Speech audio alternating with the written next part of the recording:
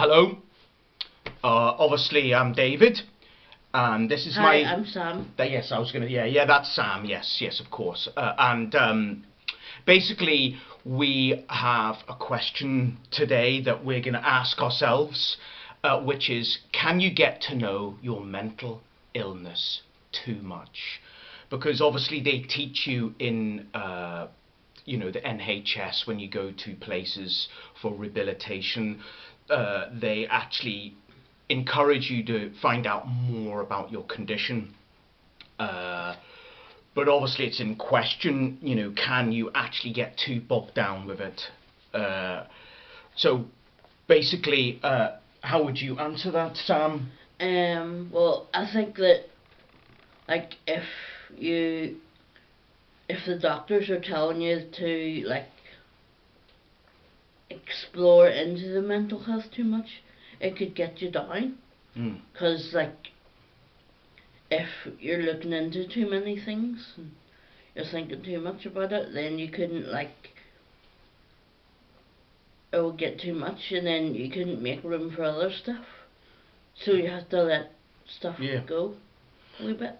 Yeah. What about you? I do actually agree with that, actually, because I was a person who did look into my mental condition a lot. It can help up to a certain point, but what really made me sort of question it even more was the doctors kept saying to me that it doesn't work for you, the medication, it just does not work for you, which I think is a bit unfair, because why would it work for different people? At the end of the day, serotonin is in everybody, and they talk about it being in your stomach mainly, but you can look too much into when you go and mix. It's like, for instance, when you go to your friends and family's house, and if they know you're mentally ill, sometimes they'll talk about it and always bring it up. But sometimes it's best just to have fun with that person, or just to hang out and to encourage them that way. It's, if you're reminding them all the time, it's not good either. It just gets them down, basically. And yeah, but it is a difficult question, because our system's based around knowing your condition a lot. And obviously, the problem is people believing one another. I don't know if knowing your condition helps that or not, or if you become too aware, you become it's washed down, if you know what I mean, if I'm making sense, that is. But have you anything further to say, Sam? Well, if you know you're too aware, but other people might not know you're too aware. That's true. Because they might not be as aware as you, so they might not understand stuff. Yeah, so they would have like to. You wouldn't know. Yeah, so they would have to get to know their mental health more. But sometimes it can throw up questions, which one question leads to another question, and then to another one, then another one, and another one. And then your head goes. Yes, exactly. But yes, it's best to try and find other ways to divert your mind. Anyway, these are the things that we have came up with, which may help depending on the person. Obviously, we're bearing in mind motivation here, because obviously when you're suffering badly from mentally ill health, like me and you, sometimes it's hard to get motivated in things and the whole concentration, but there's always things to help, always. Let's see. Well, first of all, obviously, when you have conditions, some people have a lot of fear, basically. And that's probably the most difficultest thing to tackle, because that's one of the main aspects when going out. Obviously, if you want a variety in life, at some point we have to mix with people and stuff like that. But the fears that we listed, that are quite common, would be people looking at them. So people have a paranoia of looking at them. People have a paranoia about people speaking about them. People have a paranoia about laughing at them, and sometimes overwhelming panic attacks. And of course, you feel like everybody's against you. That's one that I have quite a lot. I feel that, you know, everyone's conspiring against me, which doesn't help at times. But how I've learnt over the years is basically to carry your fear around with you. You can't nurse it, your symptoms. I know it's easy to say in words, I know, but you have to push yourself. You have to push yourself out of the comfort zone. And if it is too much for you, you come straight home. But at least you've tried and you've pushed a little bit across the barrier. Sometimes you've got to fight through it. You have to let go of stuff to make room for it so you can live with it. Yes, yeah, basically. And not let it drag you down. Yeah. So these are the things. So a social outlet. Because obviously mixing with people is very important, despite the problems that some people have.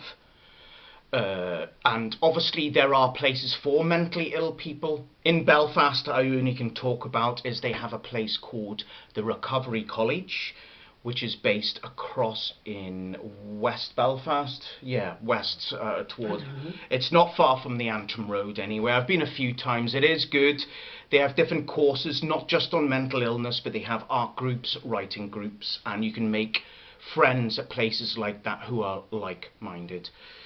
There are writing groups to find out about, which you can look on internet in your local area, or the library, your local library. Our local library has one, which is very good, I must say, and I do thank the people who run it and help to organise it. And even if you have no one and you are lonely, even just to get out of the house at least once a day, whether it be a walk or even to sit in the coffee shop and have a cup of tea, you're surrounded with people, and there's a bit of a different atmosphere, which is important. So have you anything to add so far to these things? Well, I think it's good to hang out with people, but it's good to hang out with yourself as well. Yes, you need it. Yeah. Spend time with you. Don't need to be around people all the time. So also hobbies. Again, motivation is a problem there, but you can do simple hobbies. You know, people shouldn't put themselves under pressure to say if something's good or not. I know I have had voices in my head to say, oh, that's crap. But it's the process of maybe drawing or doodling, sketching, or playing around with paint. You know, colour therapy is very important as well. But even it's just the exploration of it. It's the participation, and an art group is very good to get involved with, because there are mental art groups for mental well-being to help. And art is very social, because when you're around a table, you start talking to people, and it is a very good way to converse and to relax. But it's not about comparing. It's not about being better than anybody else. It's being involved. And also another option is meditation. There are many forms of meditations out there, lots of books, but I know, again, if you're mentally ill, sometimes reading, you can't always do it. I can understand that much. But this is a nice meditation that I'm going to read out, that basically, I don't know if you've ever felt, as a mentally ill person, I feel like I've been kicked out of my mind, like I can't access certain parts of my brain. So this is a technique that I've had all my life, and I expect a lot of you already do it. Accessing areas of one's own brain is important to try and stay alert. I have used coping mechanism throughout my life, which I now call Impicogination. So that's Impicogination. I came up with this word by blending 3 words together, which are imagination, picture, and cognitive. I use this method when I am lying in bed and I'm trying to sleep. I believe everybody has an imagination, but it is being able to access it. First of all, imagine, for instance, somewhere you like, for instance, a cabin, okay? And the wind is howling outside. The fire is crackling, and you are curled up cozy in bed. This gives comfort sensation to the chest, and it helps your mind to relax, because you're distracting your mind and reverting it. You can decorate your scene with associated inhabitants and other related objects. For instance, an owl could be hooting outside amongst the thick trees. It is dark, soft, and tranquil. You may even draw a quick picture, like a doodle. Again, you don't have to be a good drawer here, but you could even do you could do a tree. It could be anything, just to give you an idea, and a burrow underneath. You could even picture yourself as a wee live animal underneath, curled up in a ball, and the trees are like that protection, and you feel it when you picture it in your mind. It's quite a beautiful thing, actually. And you could do islands. You could pretend you're on an island. Basically, anything you want. Where is it? Sketch, for instance, a burrow under a tree, and imagine you are a little dormouse curled up for hibernation for the duration of winter. And that gives you a sense of security, because when you're mentally ill, especially when I'm under attack by noise, I don't feel like I'm safe, and it can be quite scary. Like you can hibernation. You can do a gnome cavern, or be on a beach, on a hut, with the waves gently hushing. Sleep, sleep. And you can even picture the moon twinkling off the waves. Where is this? And and also the weather in your imagination you can picture, and it makes you more cozy as well.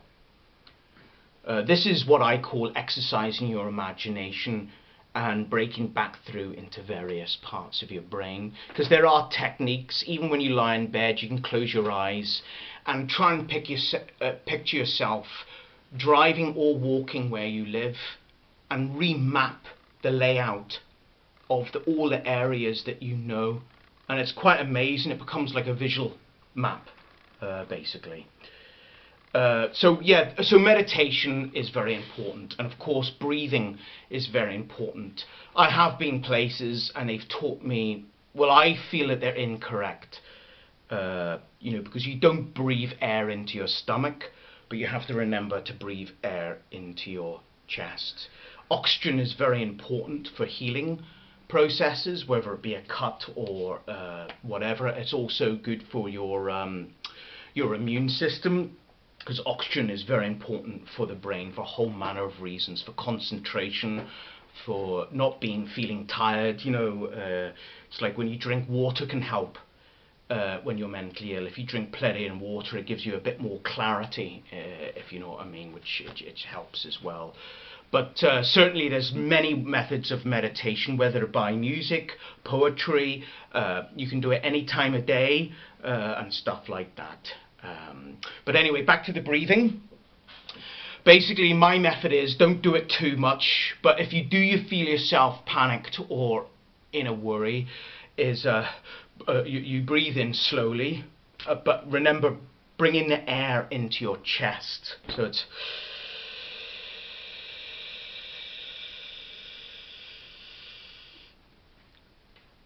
hold it, and then you can even just let it out slowly by talking, and you can feel your whole body relax after that, basically. So yeah. And also, if you live alone, I do recommend buying a dog. A dog is an excellent way of encouraging you to get out. It gives you an excuse to leave the front door. you know, because it'll bounce, he or she of the dog will bounce up around you wanting to go for a walk. But yes, it encourages as well, because you can hug the dog and it feels that you're wanted and needed. And when you're on your own with mental illness, that is the most important, to feel wanted. So a wee live body moving around is a beautiful thing. Another one is to surround yourself and be with Mother Nature. Trees. Try making a conscious point of stopping and looking at things, and even listening to birds, because sometimes it's hard to listen, but if you try and ignore all the back noise of your static in the head, and then just try and focus upon little sounds that you want to listen to, and that can help as well. Yeah, so also listening to music helps. It's another big one of mine. Depending on the person, I know I have a variety of music, and sometimes I listen to a bit of heavy metal, but that really gets me, you know, really, it releases all the anger, and sometimes that helps, or dancing around your house and just being a complete and utter idiot. Any other comments, Sam? I don't know, it's like the imagination is like really strong, so like when we're a kid we can like go anywhere with it. Yeah, that is true, yes, yes. We can, like, even when we're sleeping, we can like distract ourselves. And then we can like fall asleep like that, or else if we're going through like any troubles or whatever, we can do it as well. Yeah, that's true. Yeah. Because you used to do conscious daytime dreaming yourself, didn't you? I know a lot of people do that even before they go to bed. They would listen to a lot of music. I know my brother and I used to do that, put on music, and then, you know, you sort of dream, you let your mind drift, and it's a very good way to go to sleep, basically. Though sometimes it is very difficult, and even my auntie would put on the radio down very low, and she would, you know, listen, and it keeps people company, you know, with the voice and the different discussions late on at night, and stuff like that. So there are little methods you can do, and hopefully I'll bring more to you in the future.